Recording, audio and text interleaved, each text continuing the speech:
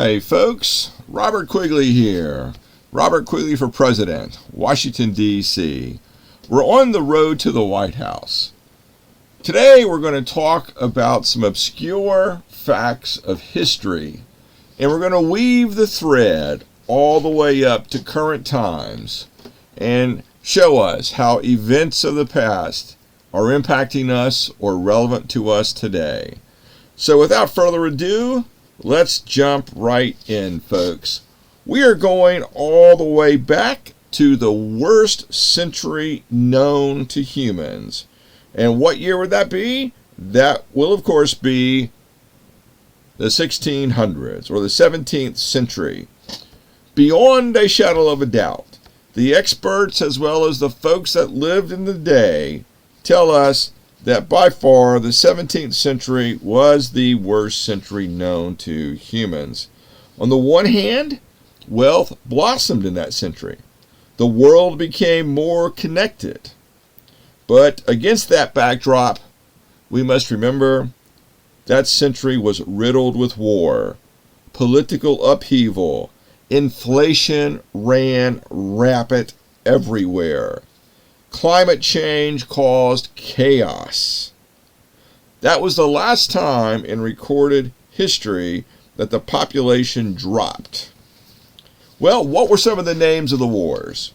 You may remember them from your history classes. Well, there was an English Civil War. There was a Civil War in France, an 80 Years' War, the Franco-Spanish War, the Anglo-Dutch War. There were wars in India. The Ming Dynasty in China collapsed, which gave us even more wars. There was the 30-Year War. So one might ask, what in the world was going on in the 1600s that caused all of that conflict?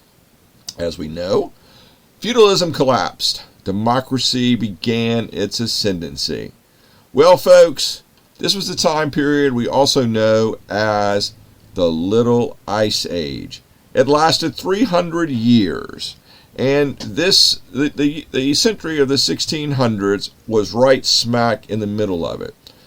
There was a volcanic eruption somewhere around 1550 that blanketed the earth in volcanic soot.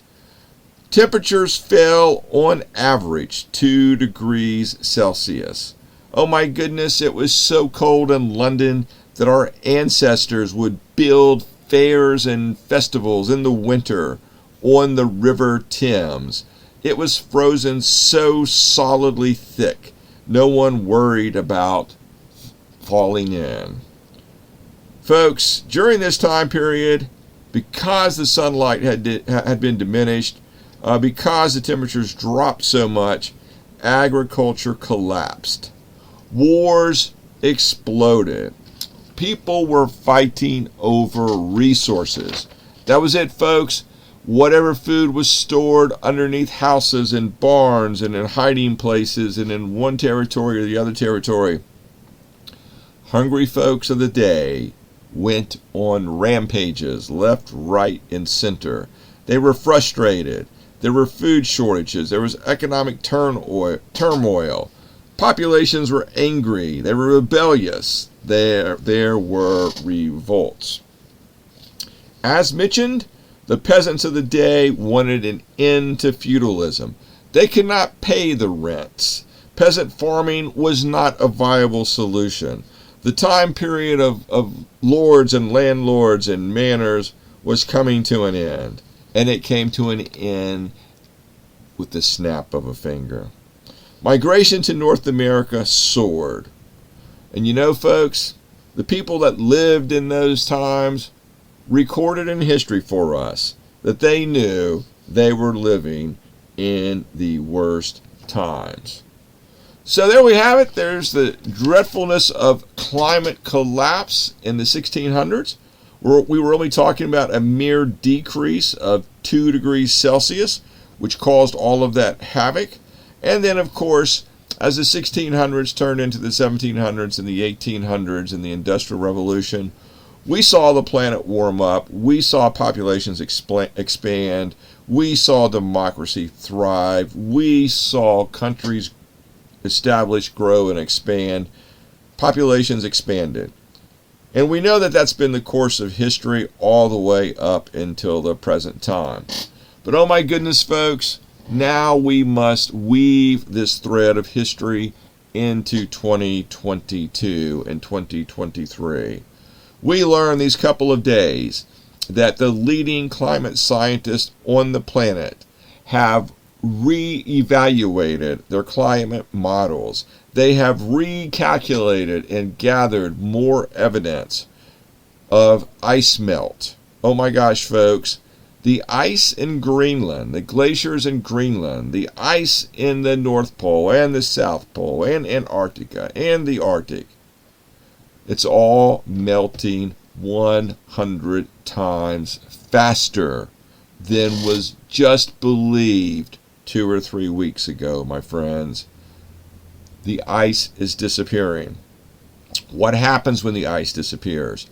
More ground will be exposed to absorb the sunlight. The planet gets even warmer.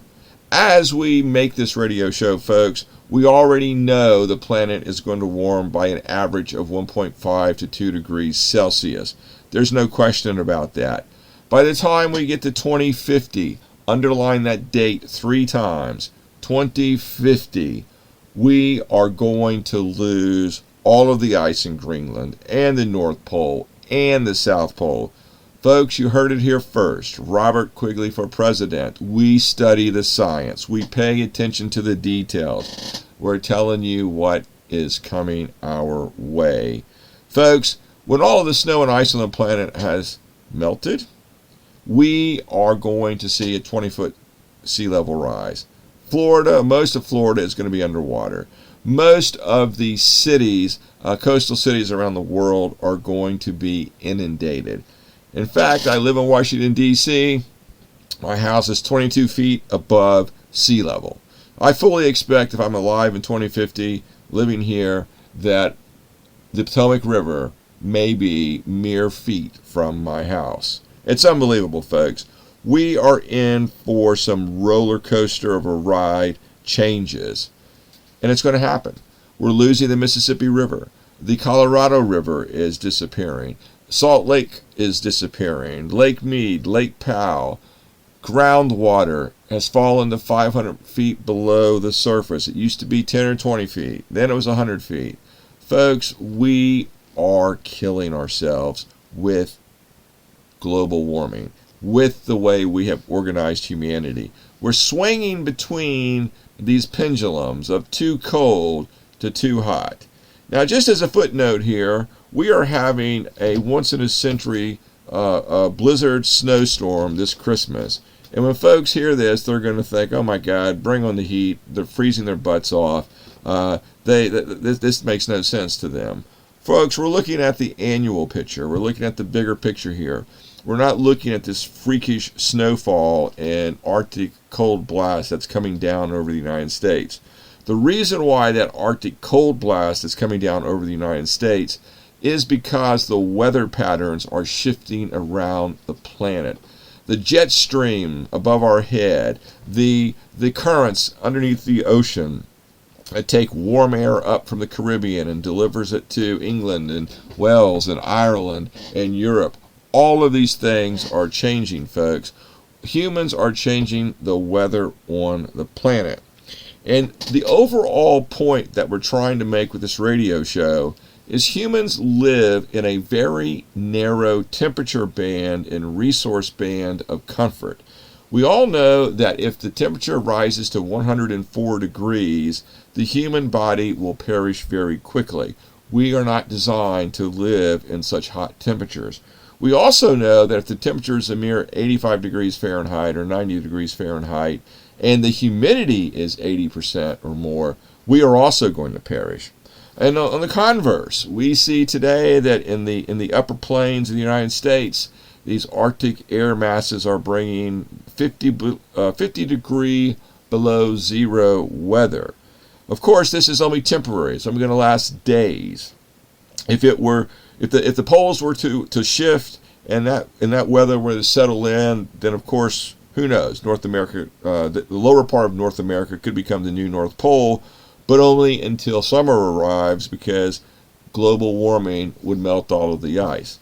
And of course, as that ice melts, winters disappear. And the reason why is because it never gets cold enough to create more snow and ice. So folks, we have this massive changing temperature pattern and weather pattern. We have this extreme from the 1600s up until 2022, where we see the temperatures swaying from too cold to too hot. We are traversing from one side of human temperature tolerance to the other side of human temperature tolerance. Folks, we are fully responsible for changing this planet. We have lots of reforms. We have to terraform the planet. We must build desalination plants all across America. We must build CO2 and methane scrubbers to clean up the air. We must do it in America, but we must do it all around the planet. Now let's move on a bit, folks, because we've got more shocking news. We learned today that 8 teenage young girls in Toronto, Canada, stabbed a homeless drunk man to death. Some homeless dude was drinking his bottle on the streets of Toronto, and these 8 young teenage girls, ages 13, 14, and 16, decided his life was meaningless, and they literally pulled out their knives and stabbed this man to death for his bottle of alcohol. Lordy, lordy, lordy. Next shocking point. We learned today that 7 million American men have dropped out of the workforce. There are 10 million open jobs around the country, but 7 million American men have decided they do not want to participate. We need to dig deeper into this mess. We know that COVID has killed the sense of smell for millions of people. It would seem, and we need some further in-depth research, but it would certainly seem COVID may have killed the human sense of urgency. Oh my gosh. Maybe another interesting concept has arisen. Maybe COVID has brought home the sense of our own death and demise. Folks, COVID has changed the world. It is currently taking the lives of millions of folks in China, as we all knew it would, even though the Chinese embarked upon years of public deception and lies and misinformation. COVID may be changing the planet in more ways than we can imagine. More research is needed, like I said. And for those of us deeply involved in religion, one question that's been on the back of my mind since 2020 is this. And it's a question without an answer, and only time will tell, but I would certainly love input from experts in the field. Is COVID the first of the many plagues that the Bible has predicted that would be unleashed on humankind to reset the planet? Like I say, folks, it's a rhetorical question.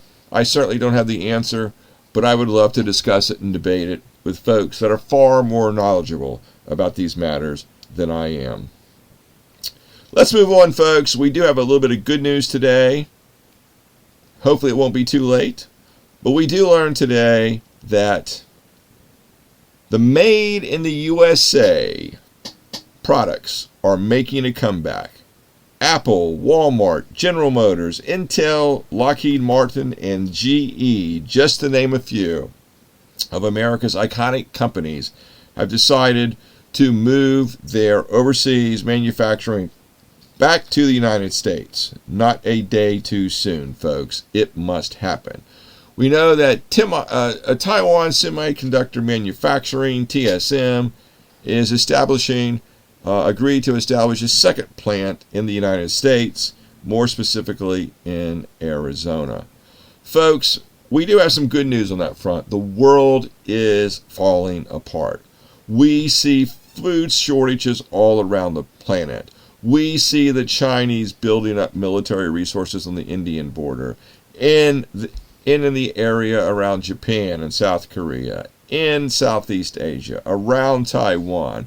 We know that both the Chinese and Indian populations, many parts of them, are in fact starving. We're going to see massive turmoil, folks. You heard it from me, Robert Quigley. We're on the road to the White House. We do our research, we dive into the details, we connect the dots, and we want you to think just a little bit differently, because times are changing. Folks, nothing is free in America. Campaigns are expensive. We must spend money to make America great for everybody. In that vein, we have a presidential raffle.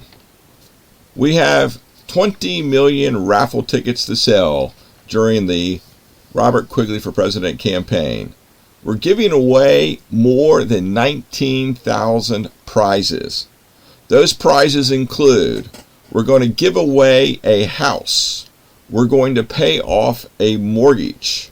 We're going to give away 15 Tesla automobiles. We are going to give away a half a dozen mobile homes. We're talking about Thor, the Hurricane model, top of the line, folks. In addition to that, we're going to give away home energy systems, about a dozen home energy systems, in fact. And those are going to include wind turbines, solar panels, battery packs, heating systems, all the wiring boxes and bells and whistles to make those particular homes energy self-sufficient. In addition to that, folks, in this presidential raffle, we are going to fund 4 brand new small businesses somewhere in America. And the value of those grants are going to be up to $250,000, specifically for the creation and operation of a new small business. Now, folks, in addition to those raffles, we are going to be giving away around the world trips. We're going to be giving away around the world backpacking trips, which are going to be mostly on the airlines. We're going to be giving away an around the world trips, that's plural, and those are going to be cruises. In addition to that, we're giving away computer systems.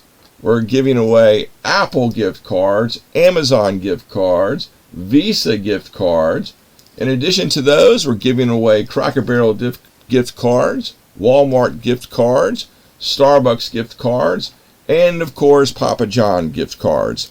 Now, most of these 19,000 plus prizes have odds of about 1 in 100, which is very, very good in relation to the lottery tickets that we buy around the country. So again, we have over 19,000 prizes. Raffle tickets are $5 each. For most of the prizes, your odds of winning are 1 in 100, and we've got 20 million raffle tickets to sell. Of course, all that money supports the campaign and the campaign machine for the Robert Quigley for President campaign. In addition to the raffle, we also have a campaign hat. It's a green color. It makes you look smart, makes you look sexy, has a nice logo on the front. And again, both the cap and the raffle tickets can be bought on the campaign website, robertquigleyforpresident.com. Now, in addition to those items, folks, we also have live shows that will be occurring all across America in 2023 and 2024. We will be performing in comedy clubs, in local theaters, in academic theaters. Basically, the show is part entertainment, part educational, and part stump speech. Every show will have Q&A. Every show will be recorded, as we're making both a documentary and a movie of the campaign and the life and times of Robert Quigley. So again, folks, you can go to the robertquigleyforpresident.com website. We will put the schedule up on the website as it firms up, and you can buy tickets to the shows on the website. In addition to those items, folks, we have a book that's under production as we talk. It should be up in the market in about 3 or 4 weeks. It's also going to be for sale on the campaign website. and essentially it's a biography of Robert Quigley. You will also be able to find that on Amazon, Barnes & Noble, and Walmart. So folks, if any of those items don't tickle your fancy, we also take plain old-fashioned political donations. Again, all of these items can be found on the robertquigleyforpresident.com website. Look under the Buy and Donate button. There's more description for each of these items and each of these prizes. And with your help, together, we can make America great for everybody. Before I forget, I want to offer a big thank you to our sponsors and our advertisers on iHeartRadio. We appreciate all of your support and all of your effort to help make this campaign great for everybody. We wish you a Merry Christmas, and we hope you keep up the support. All the best to you and your families. And until we meet again, thanks again. Merry Christmas.